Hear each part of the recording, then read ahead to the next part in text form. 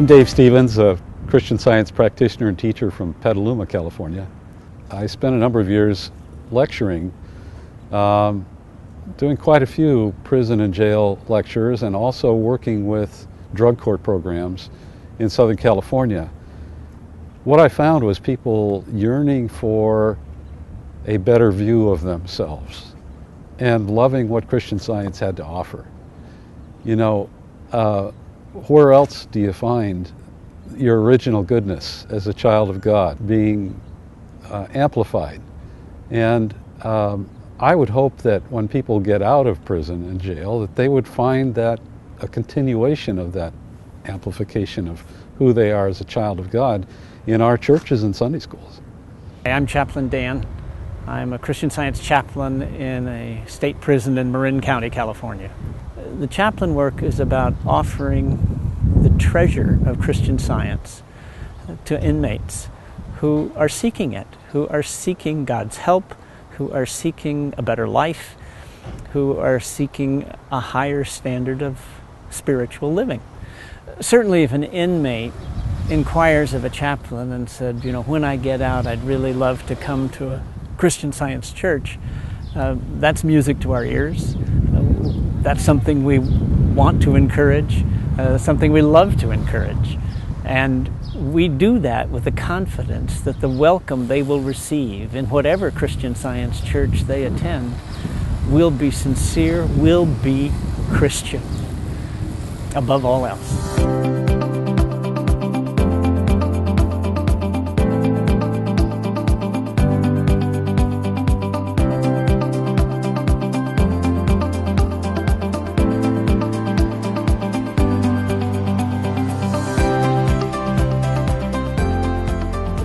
When people get out of a prison setting, they're often concerned about how they're going to be viewed, and they're not sure how you or I are going to accept them once we're aware of what their history has been.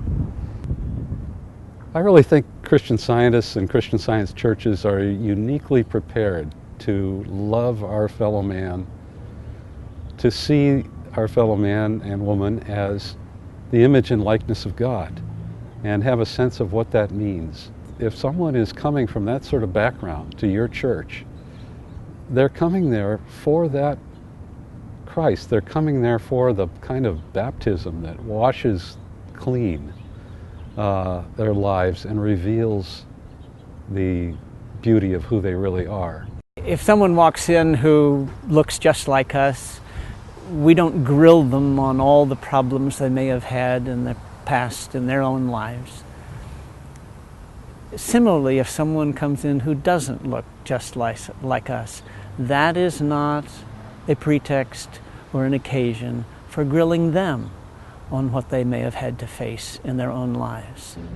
I've been thinking about, in regards to this, the third tenet of the Mother Church, which speaks about God's forgiveness of sin in the destruction of sin and the understanding that evil is unreal. But then there's that great sentence that the belief in sin is punished so long as the belief lasts.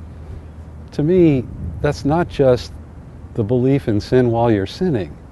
It's the belief that you were a sinner. It's all that baggage, that stuff that keeps stuck to the individual until the belief in sin is no longer a belief in sin as a reality.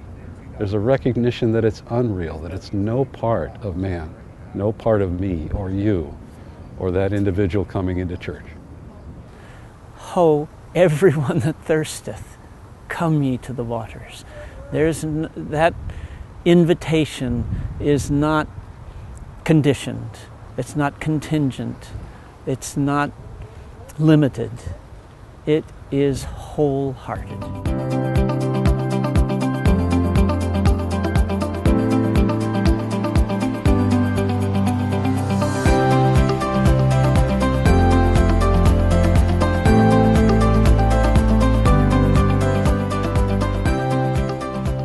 This may sound a little naive or scary to some folks, maybe lots of folks, but you know, every day we're challenged with, can I trust this person?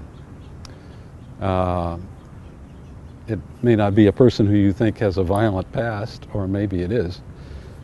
But aren't we taught in Christian Science that the issue is not so much trusting either our own selves or some other person, but trusting the divine principle, trusting God, putting our faith in God, and really leaning not unto our own understanding, following that direction in Proverbs. We do practice that in other ways, and here's another way we can. It may well be that an ex-inmate may come to one of our churches and voluntarily divulge, either in conversation or perhaps even while giving a testimony, that they were formerly incarcerated. That should be an occasion, if anything, for a swelling up of this infinite divine love that we know embraces them and ourselves and everyone. And that is what identifies us as Christians. When we're following love and we're recognizing it as principle, we are safe. We're operating in a safe zone, and including others in it, whether the argument is disease or sin, is safe. We can trust that this is the science of being in operation here, the healing science of the Christ, and it's a joy to be part of it. I recently received a letter from an inmate that I've never met, but I corresponded with him for some period of time. He was in a part of the prison that did not allow me access to him physically. But in this letter he said, "I'll part with sharing some wonderful news.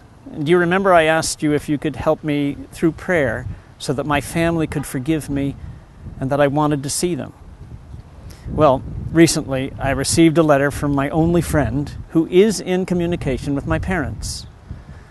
He informed me that my parents want me to write to them and that they are requesting for me to send them visiting forms." Wow! The power of prayer is strong. Our God is so wonderful and good. Please feel free to share this testimony with all. When we invite folks with a darkling sense into the light, what is it that prevails? That which is, emanating from divine principle and love, and is the structure of divine principle of love, is filled with the light that eliminates darkness. The two can't exist in the same place. Mrs. Eddy says, divine love cannot be deprived of its manifestation or object. And if you stop to think about it, each of us is both. We are both the very manifestation of love and the object of divine love. And we extend that to everyone who comes to us. So healing is something to expect. And maybe one of the key elements of it is our trust that light destroys darkness.